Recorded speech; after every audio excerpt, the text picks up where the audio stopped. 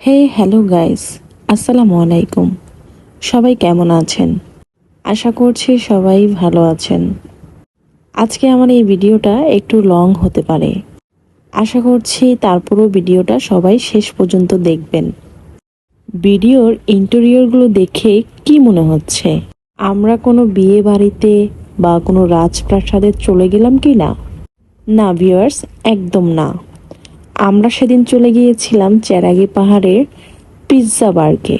প্রথমে আমি আপনাদেরকে মেনুগুলো দেখিয়ে দিচ্ছি, কারণ এখানে সম্পূর্ণ হচ্ছে পে ফাস্ট। তাই আমরা প্রথমে মেনু দেখে খাবার আমরা অর্ডার করে দিয়েছিলাম। এই পিৎজা বারকে আমি আরও 2 থেকে 3 বার এসেছিলাম, তাই ভাবলাম আজকে আপনাদের সাথে ভিডিও করে একটু শেয়ার করি। তাদের রেস্টুরেন্টটি খুব সুন্দর করে সাজিয়েছে। বিভিন্ন রকমের ঝমকালো ইন্টেরিয়রগুলো এমনভাবে তারা দর্শন করিয়েছে, যেটা একদম তাক লাগানো। আমার ভিডিও দেখে হয়তো আপনারা বুঝতে পেরেছেন কত সুন্দর করে তাদের রেস্টুরেন্টটি তারা সাজিয়েছে। আমাদের খাবারের এই যে বিলটা আপনারা দেখতে পাচ্ছেন, আমরা কি কি খাবার অর্ডার করেছি আমি আর আপনাদেরকে বললাম না। প্রথমে চলে এসেছে আমাদের চিকেন ললিপপ। এই ললিপপটা ভক্ত আমরা ফ্রেন্ড 3জনেই। আমার কাছে এই ললিপপটা খুব পছন্দ। এই ললিপপ আপনার 6 পিস থাকবে, আমরা 3জন 2 পিস করে খেয়েছি। তার একটু পরে চলে এসেছে জুসি বার্গার।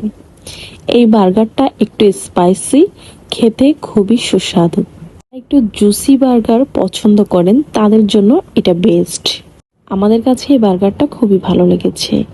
তার একটু পরে চলে আসলো 4 সিজন পিৎজা। এই পিৎজাটাও আমাদের 2 বার খাওয়া হয়েছে, এইবারের মতো হলো তৃতীয়বার। আমার কাছে সবসময় পিৎজা বার্গের পিৎজাগুলো বেস্ট মনে হয়। চট্টগ্রামের মধ্যে চমক, পিৎজা বার্গ, তাদের পিৎজাগুলোই আমার কাছে বরাবর ভালো লাগে। ভিডিওটা আমি শেষ করব তার আগে একটু করে বলে যাই, আমি সব সময় কোনো খাবারের ভিডিও দেওয়ার আগেই বলি আমি কিন্তু কোনো ফুড ব্লগার নই। আমি একজন ভোজন রসিক, তাই আমার যেখানে যেই খাবারটা ভালো লাগে সেই খাবারটাই আমি ভিডিও করে আপনাদের সাথে শেয়ার করার চেষ্টা করি। এইখানে আমার কোনো প্রমোশনাল ভিডিও না, বা আমি কোনো ফেক কোনো কিছু বলে আপনাদেরকে আকর্ষণ করব না। ভিডিও শেষ করার প্রান্তে বলে দিচ্ছি, এই পিৎজা বার্গ আন্দরকিল্লা চেরাগি পাহাড়ের ঠিক মাঝামাঝি অবস্থায় অবস্থিত। যদি আপনারা কখনো ট্রাই করতে চান তাহলে অবশ্যই চলে আসবেন। আজ এই পর্যন্ত। সবাই ভালো থাকবেন, সুস্থ থাকবেন। আল্লাহ হাফেজ।